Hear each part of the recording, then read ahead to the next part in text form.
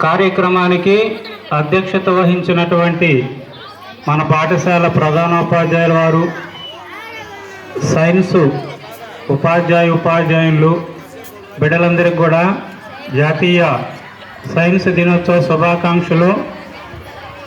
జ్ఞానము విజ్ఞానము. జ్ఞానం అంటే ఏంది, విజ్ఞానం అంటే ఏంది? జ్ఞానం అంటే ఆలోచనల ద్వారా, అనుభవాల ద్వారా వచ్చేది జ్ఞానం. ఆ ఆలోచనలకి, ఆ అనుభవాలకి మనం కనుక సాంకేతికతని లేదా టెక్నాలజీని జోడిస్తే వచ్చేదే విజ్ఞానం. మొట్టమొదట ఈ శాస్త్రవేత్తలందరూ కూడా వాళ్ళ యొక్క ఆలోచనల ద్వారా, అనుభవాల ద్వారా టెక్నాలజీని కనిపెట్టారు. మనం కనుక చూసుకుంటే ఆది మానవుడు మొట్టమొదట ఏం కట్టుకున్నాడు? ఆకులు కట్టుకున్నాడు. టెక్నాలజీ వస్తే బట్టలు కట్టుకుంటున్నాం. మొట్టమొదట వైద్యం లేదు. ఆకులు, అలమ్మలు, పసరలతోనే మనకి రోగం వస్తే నయం చేసుకునే వాళ్ళవి. ఇప్పుడు వైద్యం కనుక చూస్తే డాక్టర్లు కాదు, రోబో టెక్నాలజీ వచ్చింది. డాక్టర్ వైద్యం చేయడు, రోబో వైద్యం చేస్తుంది. ఆది మానవుడు ఎక్కడికైనా ప్రయాణం చేయాలంటే కాలినడకన వెళ్ళేవాడు. ఇప్పుడు చూసుకుంటే విమానాలు వెళ్తా ఉన్నాం. ఇదంతా ఎవరి ఘనత? సైన్స్ యొక్క ఘనత. పితామహులు, శాస్త్రవేత్తలు, వారు అహర్నిశలు రాత్రింబవళ్ళు కష్టపడి పరిశోధనలు, పరిశీలన చేసి సాధించినటువంటి అభివృద్ధి. మనం పుస్తకాలు కనుక గమనిస్తే ఆ శాస్త్రవేత్తలు కనిపెట్టినటువంటి ప్రయోగాలన్నీ అందులో ఉంటాయి.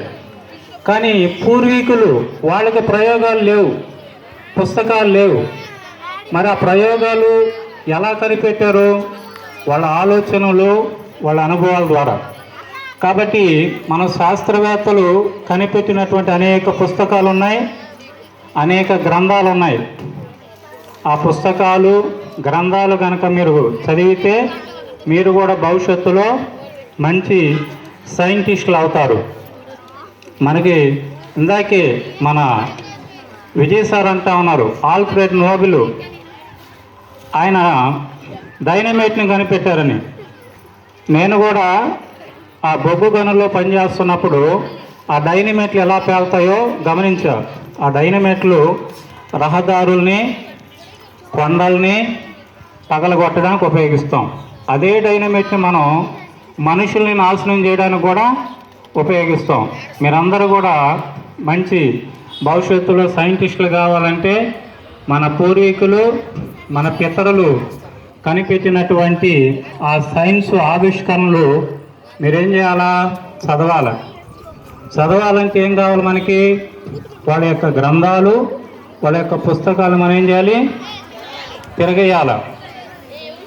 ఆర్యభట్ట మన అబ్దుల్ కలాం, ఐన్స్టీన్, సివి రామన్ పుస్తక ఒడిలో ఎదిగినారు, విజ్ఞాన శిఖరాలైనారు. పుస్తక ఒడిలో ఎదిగినారు, విజ్ఞాన శిఖరాలైనారు. పుస్తకమేరా మనిషి జీవితపు వెలుగు పూలబాట, మస్తిష్కానికి జ్ఞానం నింపే అక్షరాల తోట. పుస్తకమేరా మనిషి జీవితపు వెలుగు పూలబాట, మస్తిష్కానికి జ్ఞానం నింపే అక్షరాల తోట. తరగని సంపద పుస్తకం తరతరాల చరితను తెలుపును. దొంగలు దోచని సొత్తురా దొరలాగా మనలను మార్చును. రాజుల కాలం నాడురా తాళపత్ర గ్రంథాలురా. చదువుకు జీవం పోసింది, నీతి సూత్రాలిచ్చింది. చదువుకు జీవం పోసింది, నీతి సూత్రాలిచ్చింది. పరిపాలనలో పరిశోధనలకు ఆయువు పట్టాయి. పరిపాలనలో భాగమైనది పుస్తకమేరా మనిషి జీవితపు వెలుగు పూలబాట, మస్తిష్కానికి జ్ఞానం నింపి అక్షరాల తోట.